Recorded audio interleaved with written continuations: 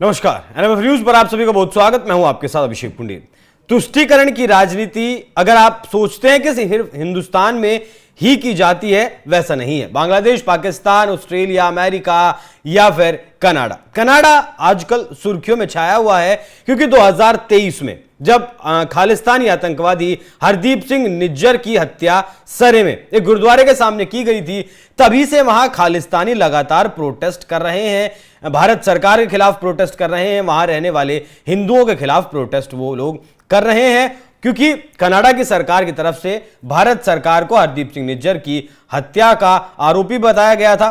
कहा गया था कि भारत सरकार हरदीप सिंह निज्जर की हत्या में शामिल है। हालांकि जब सबूत मांगे गए तो उनके पास सबूत के नाम पर कुछ नहीं था। लॉरेंस बिश्नोई का भी नाम लेकर देख लिया, लेकिन किसी भी प्रकार का कोई तथ्य, कोई सबूत ऐसा कनाडा नहीं दे पाया जिससे साबित किया जा सके कि निज्जर की हत्या में भारत का हाथ था। तब से लेकर आज तक, 2023 से लेकर 2024 के अंत तक, ये जो प्रदर्शन है खालिस्तानियों का, ये लगातार उग्र होता जा रहा है। अब इतना उग्र हो चुका है कि प्रधानमंत्री मोदी के वहां पोस्टर लगाए जा रहे हैं विवादित नारों के साथ, और साथ ही अगर हिंदू कोई कार्यक्रम करने पहुंचते हैं तो उनके कार्यक्रम के दौरान भी वहां पुलिस उन पर अत्याचार करती है। इसी यहां हिंदुओं के द्वारा एक प्रोग्राम किया गया संडे के दिन, मतलब वीकेंड पर ये लोग प्रोग्राम करते हैं। उस प्रोग्राम में पहले खालिस्तानियों ने मंदिर पर हमला किया, खालिस्तानियों ने पहले हिंदुओं को पीटा, उसके बाद वहां पुलिस आती है और पुलिस खालिस्तानियों को पकड़ने के बजाय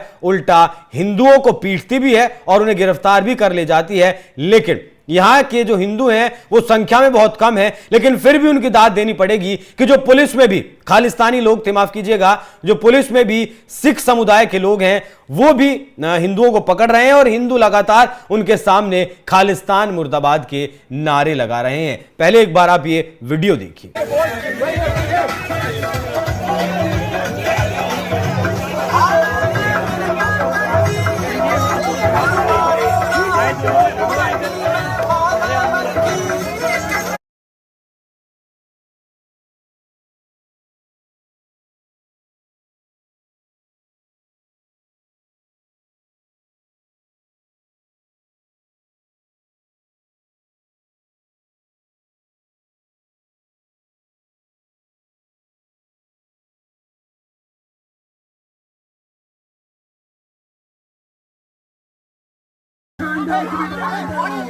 So, thank you very much. Appreciate it. We will cooperate with you all the time. What did he do? What did he do? What did he do? He was just talking. What did he do? What did he do? Hold on here. This is where we hold. What did he do?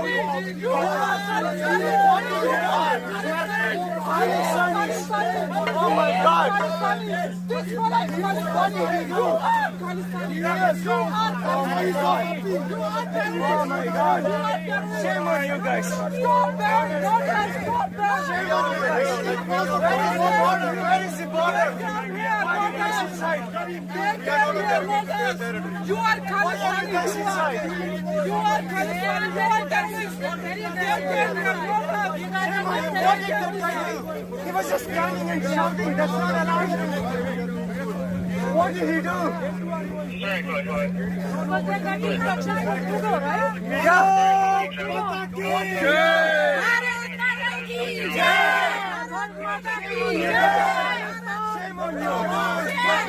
Shame on you! Shame on you! Sorry, please.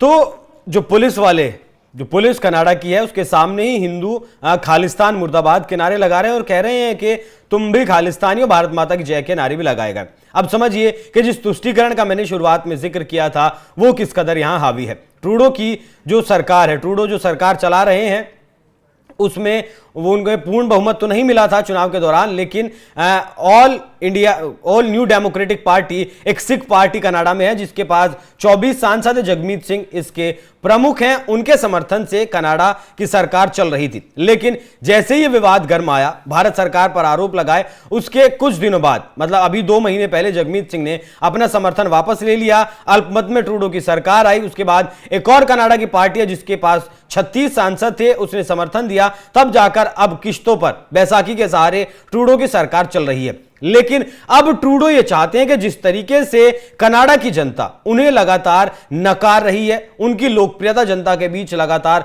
कम हो रही है, क्योंकि जनता भी ये समझ चुकी है कि आपने वोटों के तुष्टीकरण के लिए सीधा सीधा भारत पर आरोप लगाया, जबकि आपके पास किसी तरीके का कोई सबूत नहीं था। तो अब जस्टिन ट्रूडो चाहते हैं कि जो सिख वोटर है वो कहीं ना कहीं जो जगमीत सिंह की पार्टी है उससे छिटक कर उनके पास आ जाए, इस वोटों की राजनीति के चलते, क्योंकि 2025 में कनाडा में चुनाव होने वाले हैं और इस चुनाव में ये वोट बैंक उनकी तरफ शिफ्ट हो जाए, क्योंकि वो लगातार खालिस्तानियों की बात कर रहे हैं। खालिस्तानियों की बात करते हुए ही भारत सरकार से वो सीधे तौर पर पंगा ले रहे हैं। भारत सरकार से उन्होंने अपने रिश्ते खत्म कर दिए सिर्फ खालिस्तानियों के लिए। अब यहां सवाल एक और भी है कि जब 24 सांसद चुनकर सिख सांसद 24 चुनकर आते हैं कनाडा से, तो क्या कनाडा के प्रधानमंत्री जस्टिन ट्रूडो एक अपने देश में एक हिस्सा अलग नहीं दे सकते इन लोगों को जो खालिस्तान की मांग कर रहे हैं हिंदुस्तान में? इन लोगों को आप अपने ही देश में एक अलग जगह दे दीजिए, एक अलग देश बसाने की इजाजत दे दीजिए,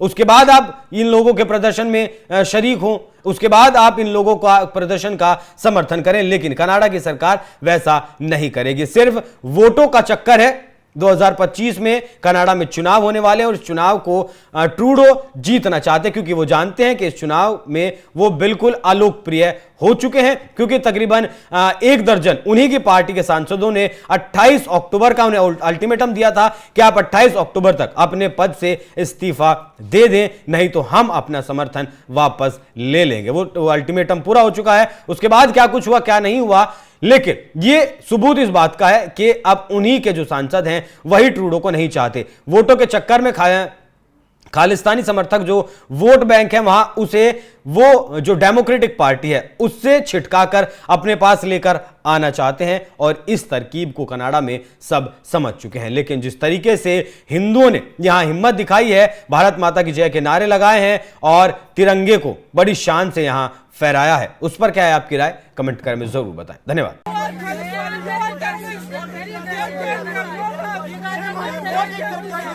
He was just standing and shouting. That's not allowed. What did he do? Was there any instructions for Trudeau, right? Yeah. Bharat Mata ki jai! Bharat Mata ki jai! Shame on you! Shame on you!